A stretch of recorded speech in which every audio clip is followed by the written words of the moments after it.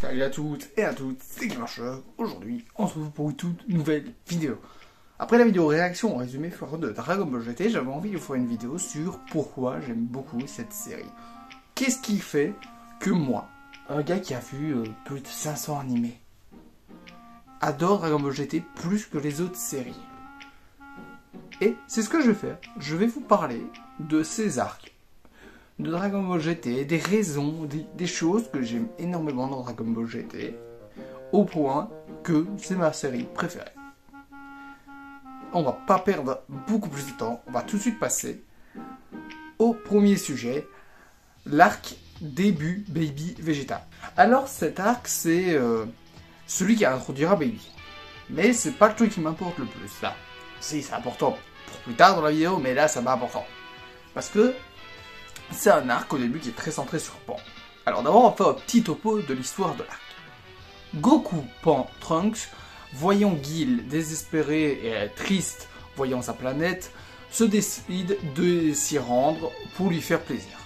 Mais rien ne va bien se passer, Trunks, Goku vont se faire capturer, Guile va les trahir, et Pan devra les délivrer pour après qu'ils se battent face à l'armée de robots de Mew. Simple, efficace. Et moi je vais vous parler du moment où Pan se retrouve seul. Alors vous allez dire, vu que Pan n'est pas aimé non plus comme personnage, que ça doit être de la merde. Mais personnellement, je trouve que c'est le moment le plus intéressant avec Pan. Pourquoi? Pourquoi c'est le moment le plus intéressant avec Pan? J'ai vraiment une coupe de merde. Hein. Il n'y a vraiment aucune coupe. Bref, pourquoi c'est le moment le plus intéressant? Car c'est un moment un peu d'émancipation de Pan. Un moment où elle va pas avoir une rétrospection un peu. Parce que juste avant, sur une autre planète, elle venait d'avoir un petit moment avec Guile qui venait la réconforter après qu'elle a eu une dispute avec les deux adultes du groupe. Adultes.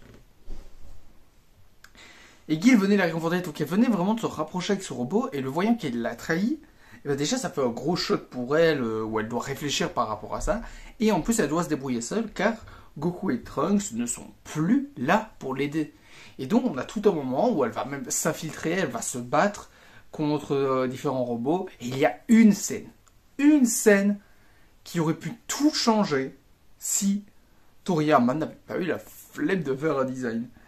C'est la scène où elle affronte un des gardes qui avait capturé Goku et Trunks, et il va lui dire des choses qui vont pas lui plaire, des choses qui vont la choquer, et elle va réussir à le détruire malgré qu'elle était dominée. Je vais vous montrer la scène.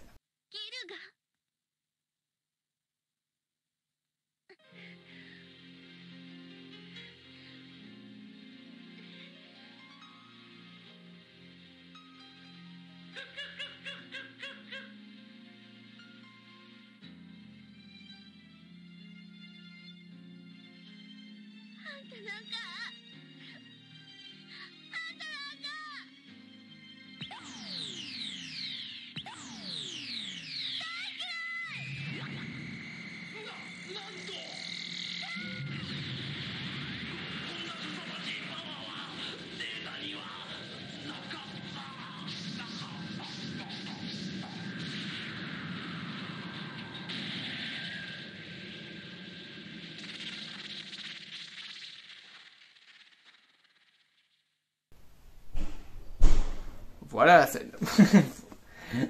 J'espère qu'elle vous aura plu, c'est une belle scène. C'est une scène sympathique. Et donc cette scène, c'était la scène où elle devait avoir le Super Saiyan à la base. Mais Toriyama ne savait pas dessiner des Super Saiyan à l'époque. C'est tout con. Ah oui, c'est vraiment, ça va là. Et tout ce moment-là est très important pour le développement de Pan parce qu'on découvre qu'elle sait se battre et qu'elle sait se débrouiller seule. Ce n'est pas juste un personnage qui gueule et qui râle. C'est aussi une Z-Warrior. C'est une guerrière. On l'a bien vu à la fin de Dragon Ball Z, elle sait se battre. Et ça fait partie de ses gènes. Et là, on a très bien vu que malgré qu'elle peut se laisser emporter par ses sentiments, elle sera prête à tout pour sauver les gens qu'elle aime. Et avoir un personnage qui a une rétrospection sur tout ce qu'elle a fait avant et se demander ce qu'elle doit faire. On voit un personnage perdu, un personnage qui, comme je dis, qui ne sait pas quoi faire. Et moi, je trouve ça super. Surtout pour un personnage qui est qualifié comme nul et inutile. Bon, passons au prochain arc. Et on s'en doutait tous, vous le saviez tous, que j'allais en parler, l'arc Baby Vegeta. Rétrospection encore une fois de l'arc. Alors, à la fin de l'arc de la planète prison, un bébé mutant est dévoilé. C'est le résultat de la haine des Tsuful assassinés par les Saiyans. Et ce même bébé mutant a la haine contre les Saiyans et va vouloir se venger en leur prenant tout ce qu'ils ont. Et quoi de mieux pour se venger des Saiyans que proposition du prince des Saiyans. Alors il va contrôler toute la Terre, recréer sa planète, détruire Goku. Littéralement, il va littéralement le défoncer.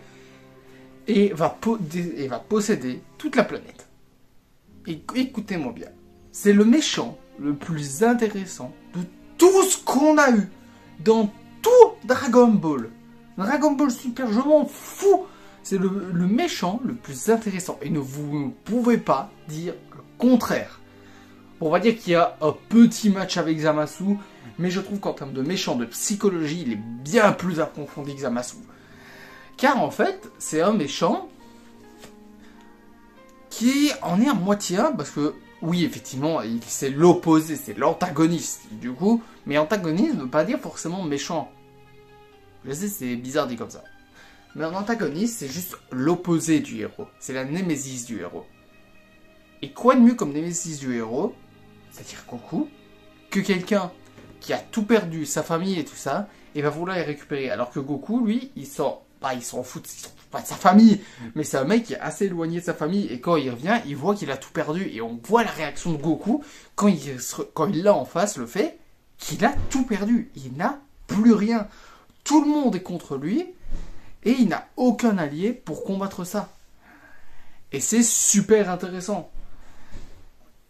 Et en plus, ce méchant, quand il voit que Goku, quand il dit aux Zaru doré, est en train de détruire et de tuer les gens, il veut vraiment protéger son peuple. Il veut vraiment les protéger. Et ça, je continue de dire, c'est méga intéressant. On a même le développement de Majin Buu, qui est un développement super intéressant pour le personnage, parce que Dragon Ball Super, ils savent pas quoi faire avec lui, et GT ne savait pas non plus quoi faire avec ce personnage. Du coup, ils ont trouvé une bonne solution, en fait, c'est-à-dire le faire réfléchir par rapport déjà à ses actes précédents, et en plus, le fait que quand Oob est sur le point de mourir, il fait ses adieux à Satan, et va se sacrifier pour protéger Oob, et fusionner avec lui pour sortir Majoub. Bon, seul point négatif, Majoub il pue la merde, voilà, il s'est fait défoncer, il a un car design de fou malade, mais il se fait poutrer. Alors que c'était censé être le nouvel espoir de Goku, c'est un peu triste. Mais tout est génial. Et après, et qui dit Arc Baby, qui dit le Super Saiyan 4. Comment ne pas parler de cette magnifique transformation, la plus belle, la plus symbolique de tout Dragon Ball, qui est le Super Saiyan 4. Cette transformation est pour moi la plus belle de toutes, la plus symbolique. Comme tout le monde l'aura dit, c'est le retour à l'origine des Saiyans. On retourne à... En fait, c'est littéralement un truc qu'on voit. Et que si vous écoutez dans les transformations de Goku en japonais, à chaque fois qu'il y a une transformation, on entend un cri de gorille. Le Super Saiyan 1, si vous écoutez en japonais, il fait un... Et après, il y a un cri de gorille en fond. Le Super Saiyan 2 aussi. Le Super Saiyan 3, on a littéralement une scène où on voit de l'évolution de Goku littéralement. On a même le moment Ozaru. Et c'était la suite tout à fait logique. Une fusion entre le Ozaru et le Saiyan. C'est le truc le plus logique du monde. Et le car design défonce sa mère. Alors oui, c'est pas logique. Mais qu'est-ce que c'est dans Dragon Ball? Vous avez un mec qui change de couleur toutes les 2 transformations.